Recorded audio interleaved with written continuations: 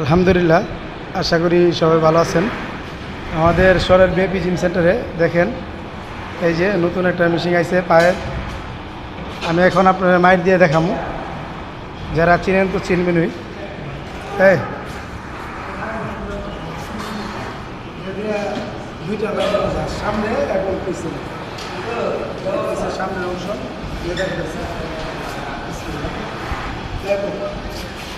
কি অবস্থা?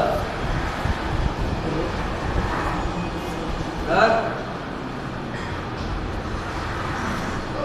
আছে আলহামদুলিল্লাহ। আছে ভালোই।